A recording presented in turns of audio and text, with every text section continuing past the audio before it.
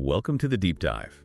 If you're looking for a shortcut to those most advanced AI and biology research being published right now, well, you are definitely in the right place. Today, we are diving into a really fascinating paper, Scaling Large Language Models for Next-Generation Single-Cell Analysis. Yeah, this one's a big deal. It introduces something called C2S Scale.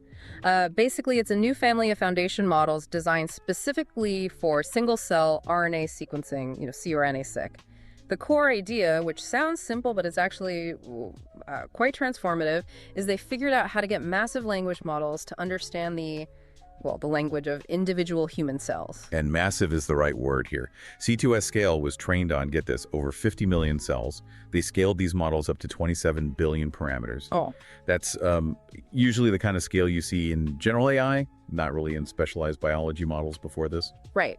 And the key to making this work is their cell-to-sentence framework, or C2S.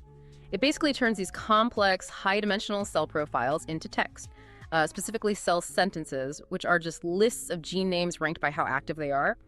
This lets them use standard transformer architectures, decoder-only ones, and leverage all that existing LLM knowledge. And the results, pretty impressive. C2S Scale consistently did better than older specialized single-cell models. And interestingly, it even outperformed general-purpose giants like GPT-4o on certain complex biological tasks. Exactly. And maybe the coolest part, the real validation. The model's reasoning power led to a totally new biological discovery through a virtual screen. It pinpointed this drug, silmatestretib, as something that amplifies antigen presentation, but only under specific conditions involving interferon. And they actually went and confirmed this experimentally. It's AI-driven discovery happening right now. Okay, well, let's really dig into that core idea first, the cell-to-sentence paradigm. Because, for you listening, we usually think of CRNA-seq data as these giant complex spreadsheets, numbers everywhere, high-dimensional vectors. C2S turns that number soup into just a sequence of words. How does that even work? And doesn't that just throw away all the important biological detail? Yeah, that's a crucial question, right? How much information do you lose? So what they do is, for each cell, they look at its gene expression profile, all those numbers, and they just rank the genes based on how active they are, most active, second most active, and so on. They take, say, the top 100 or top K genes from that ranked list and write them down as a text sequence. That's the cell sentence. Think of it like summarizing a detailed photo with a really good sketch. You leave some fine detail, but you keep the essential structure. So you lose the exact number for how much each gene is expressed, but you keep the order, the relative importance. Exactly. And their big insight was that this relative order is often what really defines a cell's identity and state. It's like the grammar of the cell. And they checked this carefully. They found this really strong linear relationship, R-squared, of about 0.85 between a gene's rank in the sentence and its actual expression level in log space. Okay, hold on. R-squared of 0.85. For anyone not deep in stats, that basically measures how much of the original pattern your new representation captures. 1.0 is perfect capture. So 0.85 means they're keeping about 85% of the essential information just by using the gene rank. That's surprisingly efficient. It really is. You trade off a tiny bit of numerical precision for this massive technical gain, because now your input is just text, a sequence of tokens. So C2S Scale can use standard off-the-shelf LLM tech, decoder-only transformers, stuff that's been optimized for years to handle sequences. That is clever. So they bypass the whole problem of designing custom architectures for biological vectors. They just feed text into existing language machinery. Plus, the LLM probably already knows what gene X is from running the entire internet during its pre-training. Precisely. Which brings us to the data scale. To teach the model this cellular language, they needed a huge data set, and they built one. Over 50 million human and mouse transcriptomes. That's way, way bigger than what previous cell foundation models were trained on, orders of magnitude more. 50 million cells. That is a jump. Where do they get all that? Mostly from big public projects, CellXGene, the Human Cell Atlas, standard sources. But here's the important bit. It wasn't just the expression data. The corpus was multimodal. It included biological text papers, abstracts, plus all the metadata. Cell type, tissue, disease status, what drugs or stimuli the cells were exposed to. So that diverse data mix fuels the multitask training they mentioned. They did this general pre-training first, self-supervised, on over 1 billion tokens of this mixed data. Then they did more targeted fine-tuning. Yeah. So the model isn't just learning gene lists, it's learning the context around those genes. Right. And the variety of tasks they trained it on is key. Things like predicting cell types, yeah, but also generating cells under certain conditions, and crucially, interpreting natural language descriptions about cells.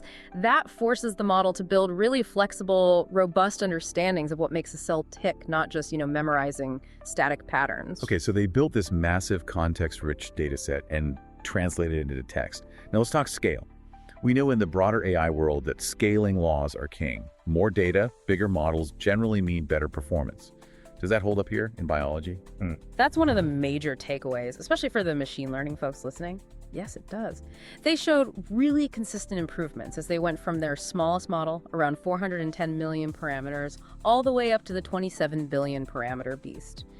Performance just kept climbing on tasks like predicting cell types, figuring out the tissue of origin, even generating realistic cells under specific conditions. And this scaling worked even with efficient tuning methods. They mentioned LoRa, right? Yeah. Low rank adaptation. That's important because it means you don't have to retrain all 27 billion parameters every time you want to adapt the model. Yeah. You can do it much more cheaply. Exactly. The fact that the scaling benefits hold even with parameter-efficient fine-tuning like LoRa is huge. It basically says, yes, building these massive base models is worth it because you can adapt them efficiently later.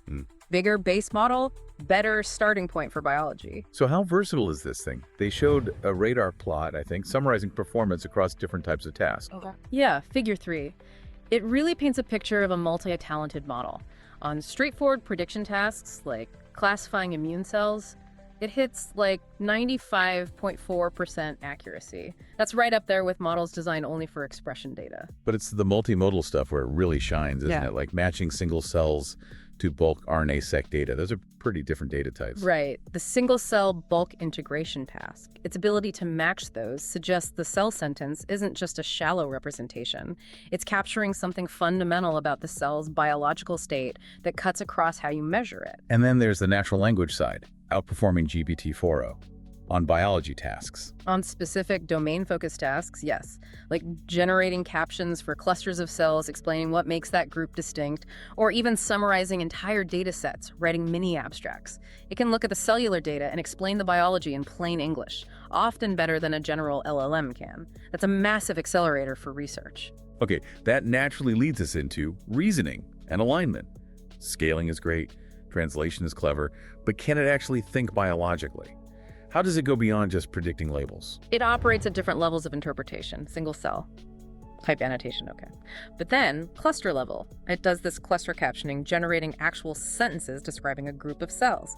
And even higher, data set level, it can generate summaries, almost like an abstract, describing the whole experiment, tissue, disease, key cell populations just from the collection of cell sentences. The spatial reasoning part was really surprising, though. How did it learn about where cells are located relative to each other? They didn't build spatial information into the model architecture itself, did they? No, the architecture is still a standard transformer. The trick was in the training data context. They didn't just feed it isolated cells. They fed it information about cells that were physically close neighbors within about 20 micrometers, roughly. So by training it to predict things like what kind of niche is this cell in, or generate a cell likely to be next to this one, it implicitly learned spatial patterns. Pretty neat. And they boosted that by giving it external knowledge, like actual interaction networks between genes. Yeah, that's the beauty of the LLM approach. They took data from databases like CellPhoneDB and BioGRI stuff about which proteins interact, formatted it as text prompts, and just showed it to the model, like saying, FYI, protein A often talks to protein B. And integrating that explicit biological knowledge significantly improved its spatial task performance. It shows you can layer knowledge onto these models conversationally. But you need to make sure it's not just making things up, right? Yeah. The hallucination problem, that's where the reinforcement learning comes in. They built this KQA data set. Right, 2,000 question-answer pairs about single-cell data. And then they used this technique, GRPO, group relative policy optimization, to fine-tune the model's answers. Okay, GRPO. Is there just fancy fine-tuning, or what's the reward it's optimizing for? It is advanced fine-tuning, yeah. Instead of just showing it correct answers, that's supervised fine-tuning, SFT. RL uses a reward signal to guide the model. Here, they cleverly use something called BioBERT score as the reward. It stops the model just optimizing for fluent-sounding text, which might be wrong biologically. BioBERT score, so it's using another model, one trained on biomedical text, to judge the quality of the answer. Exactly. BioBERT score measures if the generated answer is semantically similar in a biological context to the ground truth. It's basically teaching the model good science communication, not just good English. And this alignment step made a huge difference. C2S Scale significantly outperforms standard SFT and other LLMs on answering scientific questions accurately. That focus on biological accuracy is absolutely critical, especially for the next step, predicting how cells respond to drugs or stimuli. Section 4, the path to actual discovery. Yeah, predicting cellular responses perturbations, that's a huge goal. C2S Scale showed it could do this pretty well, even generalizing to combinations of treatments it hadn't seen before, like different cytokines hitting T cells. But how do you even measure if a generated cell response is realistic? You can't just look at it. They developed a new metric, right? SCFID, single cell Frechette inception distance. Sounds complex. It sounds complex, but the idea is borrowed from image generation. You know, the FID score for images. It uses a pre-trained image model, like Inception, to judge if generated images look real. CFID does the same thing, but for cells. Ah, okay. So it uses another cell model, like SCGPT in this case, as the expert judge. It asks, do these generated cell profiles look like real cell profiles to you, SCGPT? Precisely. It embeds the real and generated cell data into the latent space of this expert model. If the distributions overlap well, the CFID score is low, meaning your generated cells are biologically realistic. And C2S Scale did much better on CFID and other metrics compared to older methods. Plus, that GRPO alignment step specifically improved the realism of interferon-related gene predictions, reducing CFID by 16%. That's targeted improvement. Which brings us neatly to the headline discovery, the dual-context virtual screen. They screened thousands of drugs. 4,266 compounds, yeah. They screened them for their predicted effect on MHCI antigen presentation that's key for immune cells finding cancer. But crucially, they screened in two different contexts simulated by the model. One immune-positive context with low background interferon signaling, like you might find in some tumors, and one immune-neutral context, like an isolated cell line. Looking for a drug that behaved differently depending on the context. Exactly. And the model flagged one drug, selmetisertib, a CK2 inhibitor.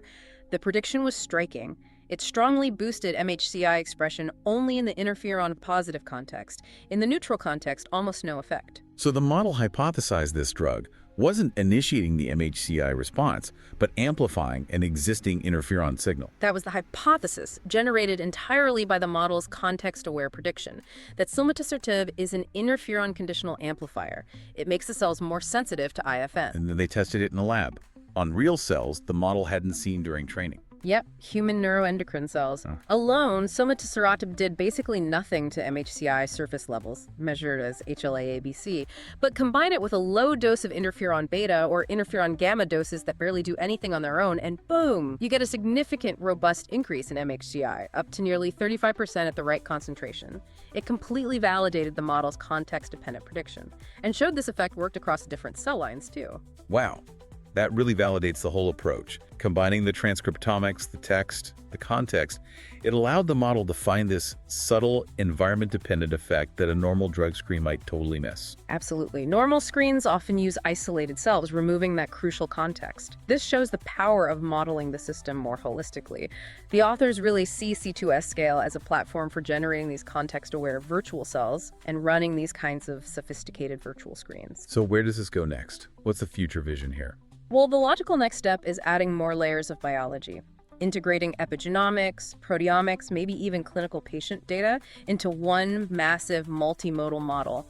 True end-to-end biological understanding, and of course continuing to improve the interpretability and reliability, using techniques like RLHF, or GRPO in this case, to keep the models grounded in biological fact, fighting that hallucination risk. It really feels like we're starting to see AI models that can genuinely speak and reason in the language of life itself. It does, and that leaves us with a really interesting question for you, the listener, to think about.